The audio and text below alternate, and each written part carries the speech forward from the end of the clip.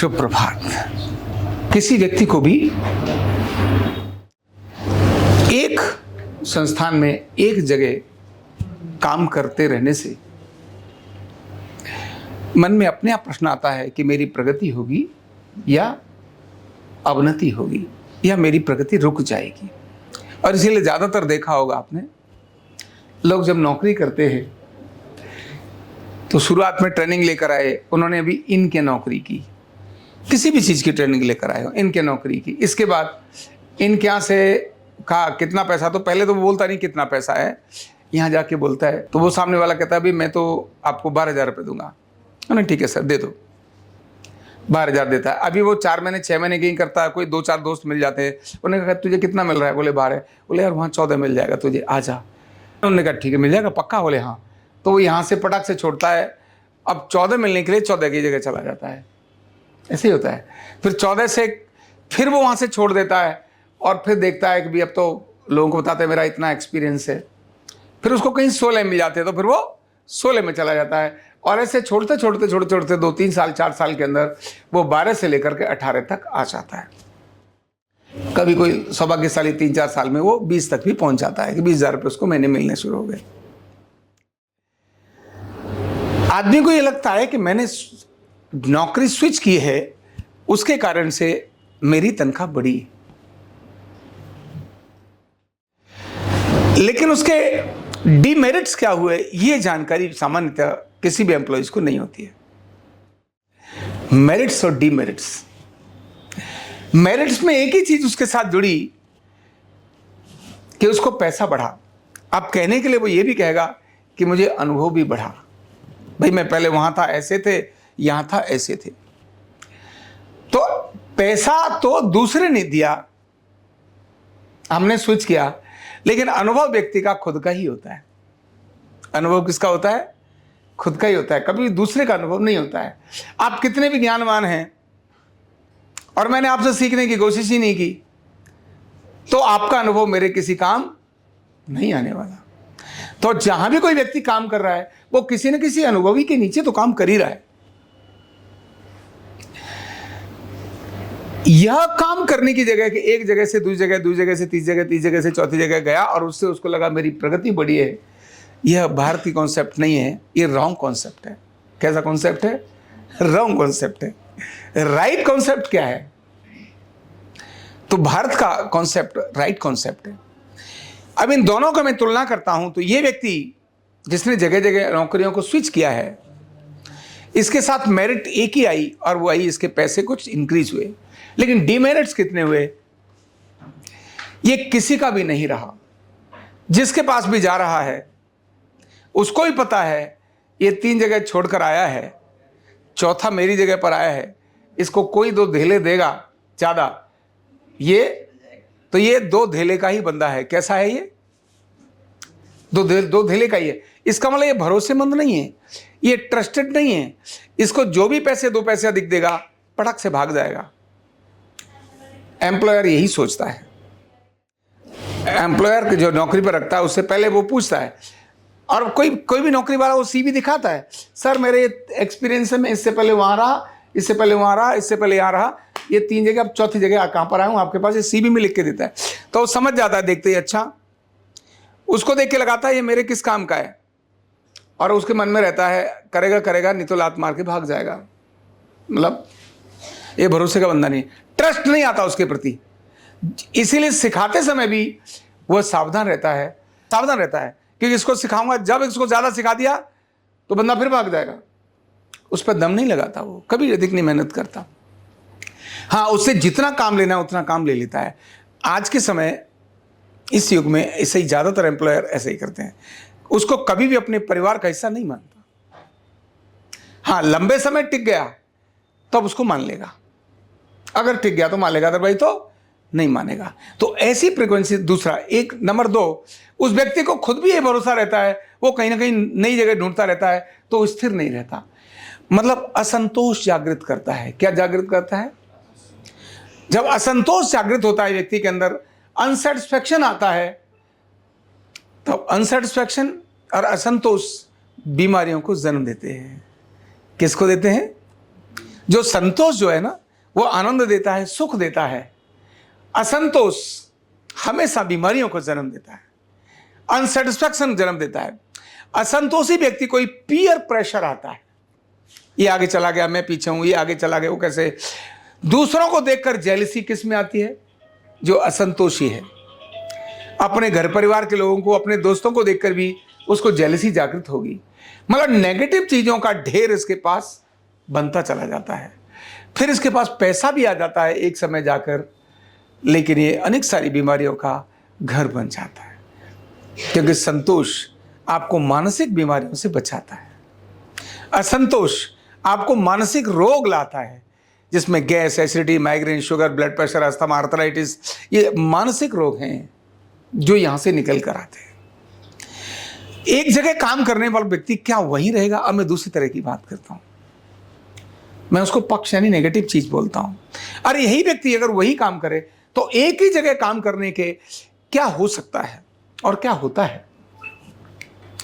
जितने भी बड़े संस्थान हैं वो सभी अपने ट्रस्टेड बंदे को रखना चाहते हैं। किसको रखना चाहते हैं? भरोसेमंद को। जो आया था ये भरोसे वाला है, ये इसी ऑर्गेनाइजेशन के लिए काम करता है, उसको रखना चाहते हैं।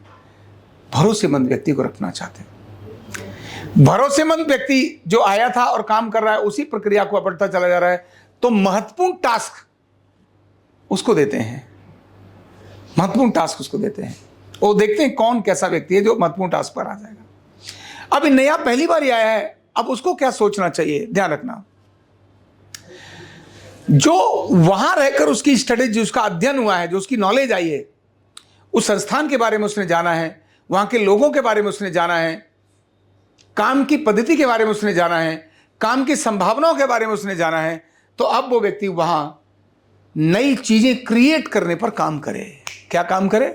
जिस जगह पर अब उसका 1 साल तो अध्ययन हो गया, अब अध्ययन होने के बाद मैं नया क्या क्रिएट कर सकता हूं? जो जितना क्रिएटिव होगा वह दूसरी जगह पर भी स्थान ले जाएगा और यहां पर भी स्थान लेके जाएगा। जो क्रिएटिव होगा, जो इनोवेटिव होगा, जो नए रास्ते को खोजता है, नया तरीका, मैं अभी ये काम कर रहा हूं, उसको और तरीके से कैसे करूं? अच्छा, अभी मैं इतना कर दिया, मैं इसको ऐसे और कैसे करूं? यहां रिस्क भी अधिक ले सकता है, क्योंकि भरोसे के कारण से एम्प्लॉयर आपके रिस्क को अप्रिशिएट करेगा, आपके रिस्क को आप पर पेनल्टी नहीं लगाएगा। आप कम्युनिकेशंस में अधिक रहेंगे, बता के रखेंगे, सर मैं जरा ये नया प्रयोग कर लूं। वो देखेगा, अच्छा करो। एम्प्लॉयर कभी भी किसी व्यक्ति को भी नई संभावनाओं को मौका देता है, तो भरोसा बनता है, नुकसान होने पर भी दिक्कत नहीं रहती, और उसको लाइफ टाइम के लिए उसे फर्क लगता है कि अगर यहां कुछ कम ज्यादा हुआ तो ये मुझे लात मार के निकाल देंगे। जो एम्प्लॉय को लगता है कि यहां अगर कुछ कम ज्यादा हुआ तो क्योंकि मैं 3 जगह से भागा हूं, ये भी मुझे लात मार के निकाल देंगे। लेकिन ये जो एक ही जगह काम कर रहा है, वो ऑर्गेनाइजेशन अप एंड डाउन होने के बाद भी वो एम्प्लॉइज अपने को सुरक्षित महसूस करता है, क्योंकि वहां उसको सुरक्षा की गारंटी है। तब दूसरी जगह पर स्विच करने की जगह अगर वो वहां पर इनोवेशंस लगाता है, नए आइडिया लगाता है, पराक्रम करता है, पुरुषार्थ करता है, नई शाखाओं को डेवलप कर देता है, तो वो व्यक्ति वहां पर बहुत कुछ बन सकता है। तो ये जो कॉन्सेप्ट है जगह बदलना और एक ही जगह रहना, उसमें वहां अधिक उपयोगी है। वहां शांति, उसको आनंद मिलता है। क्यों? सुरक्षा है, वहां संतोष मिलता है। यार यहां से मैंने किया, यहीं पर मैं काम कर रहा हूं, यह एक संतोष का विषय होता है, और पैसे से अधिक संतोष होता है।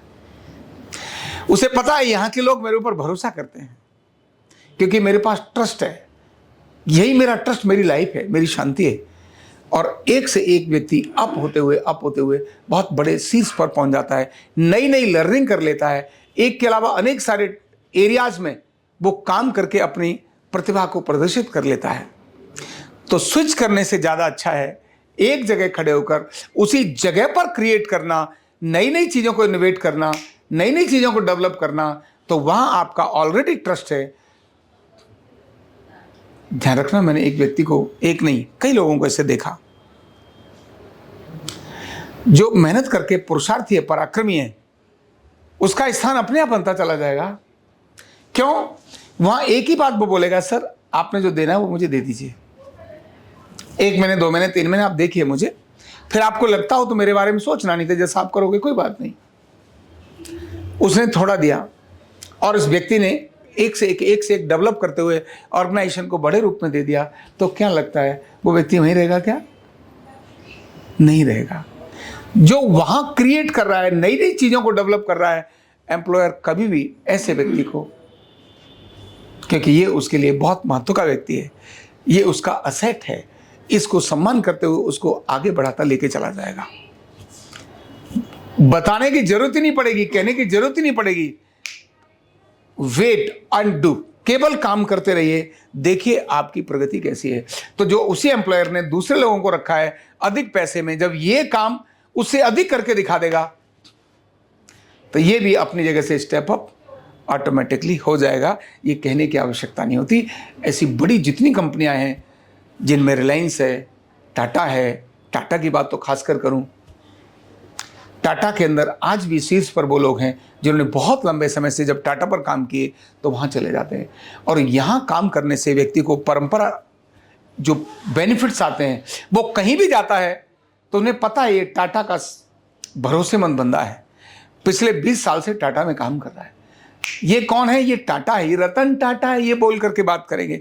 चाहे उनका एक एम्प्लॉय कर्मचारी, मतलब चाहे स्वीपर ही क्यों ना हो, चाहे उनका कोई एक सेवक ही क्यों ना हो, एक लंबे समय से काम कर रहा है तो उसको ध्यान में आता है ये है स्वीपर। उसकी स्किल नॉलेज के हिसाब से व्यक्ति आगे बढ़ता है, स्किल नॉलेज और एटीट्यूड के हिसाब से व्यक्ति अप करता है।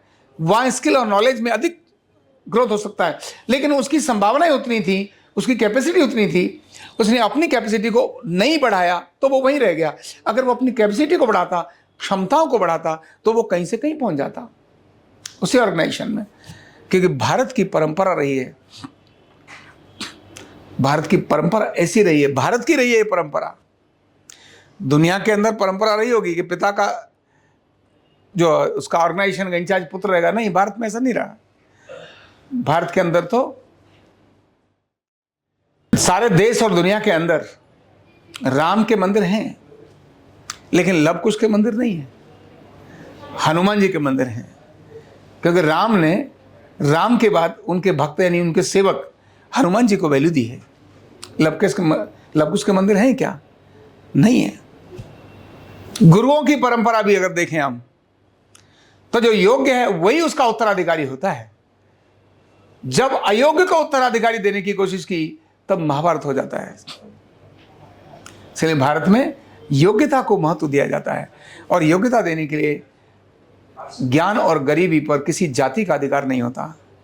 ज्ञान और गरीबी यानी नॉलेज और गरीबी, गरीब घर में पैदा हो सकते हो, जिस घर में कम पढ़े लिखे तो लोग पैदा हो सकते हो, लेकिन जिंदगी भर वैसे ही रहोगे ऐसा नहीं है। ये आपके अपने पुरुषार्थ करेगा। इसलिए स्विच करने से ज़्यादा अच्छा होता है एक जगह पुरुषार्थ करना, वहीं अपने पराक्रम को दिखाना, वहीं अपनी स्किल को डेवलप करना, वहीं अपनी नॉलेज को डेवलप करना, और वहीं अपने एटीट्यूड को दिखाना। तो सामान्य सा व्यक्ति उसी जगह पर बाकियों से अधिक ग्रोथ भी लेके जाएगा, संतोष रहेगा, बीमारियां कम रहेंगी, और दुनिया के अंदर उसका नाम, मान, सम्मान सब कुछ होगा। Thank you so much.